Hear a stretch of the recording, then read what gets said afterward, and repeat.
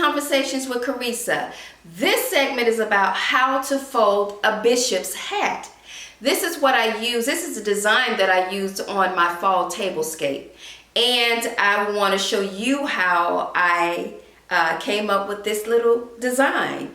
But before I get into the details, I need you to click like, and I want you to share it, and I want you to give me a thumbs up, and I want you to become a subscriber to the channel if you haven't already subscribed.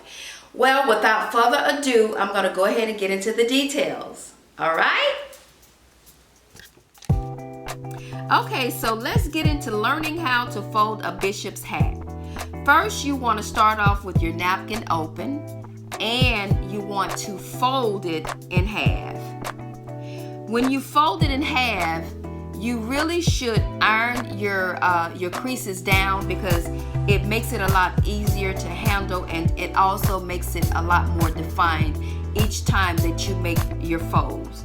And for the sake of this video, I went ahead and ironed my lines down, my creases down rather. I ironed them down.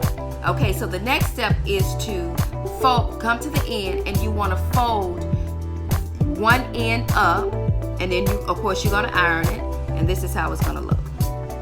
Okay, and then you're going to take the other end, and you're going to fold this down as close as possible. Okay, so it should look like this. Okay, so once you've gotten these two folds down, I tend to turn mine around for the next step, because it just makes it easier for the next step. So you want to turn it around, and it looks like this. Okay, then you want to flip it over. So you're going to flip it over.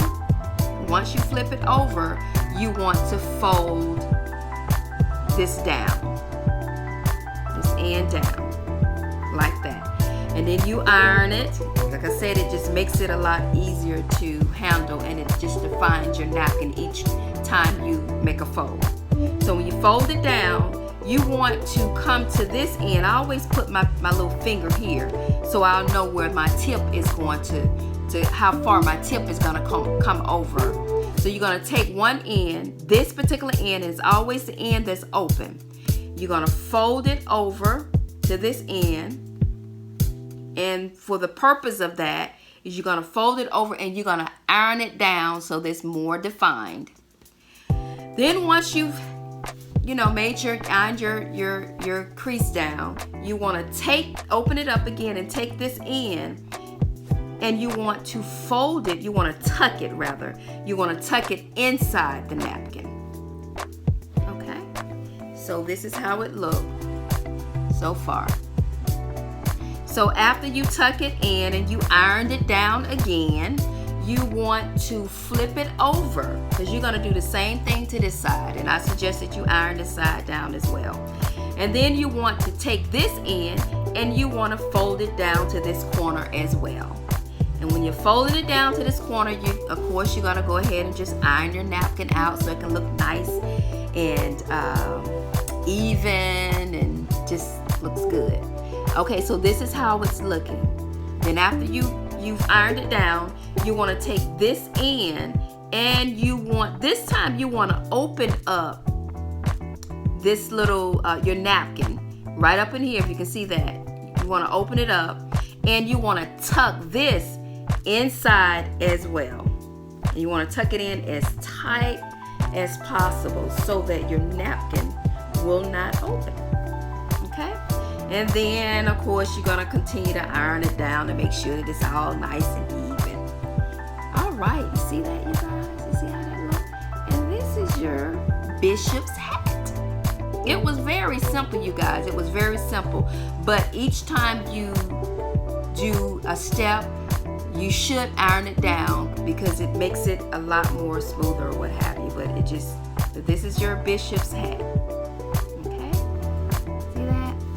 All right. So what I did with my pumpkin, I layered it, as I mentioned to you all before. I layered it, and I layered it with this napkin here. So I just want to kind of forewarn you when you're using a napkin that's flimsy like this. See, this particular napkin is much more sturdier. You kind of lose a lot of control, and you have to kind of make sure that you tuck this in really tight so that when you get ready, if you're layering, when you get ready to stuff your napkin in the inside napkin, this napkin is going to go in here. When you get ready to stuff it, it won't be falling all over the place or what have you. So what I did for the sake of my tablescape, the napkins for the tablescape, was to just stuff this one inside of it. Okay? And it's like I said, it's really, really simple. And voila, you guys, there it is. This is what I use to stuff my little pumpkin in. Okay?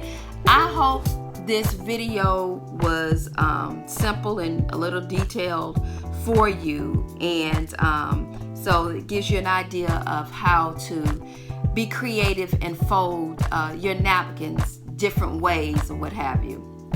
So I want you to, like I said before, I want you to make sure that you give this video a thumbs up and a like, share it, and subscribe, please, if you haven't subscribed already. And until next time, I'm going to post, as I said before, I'm going to post the video of my fall tablescape so that you can see these napkins and how it dresses up the plate. Okay? Until next time, I will see you later, and enjoy the day. Bye.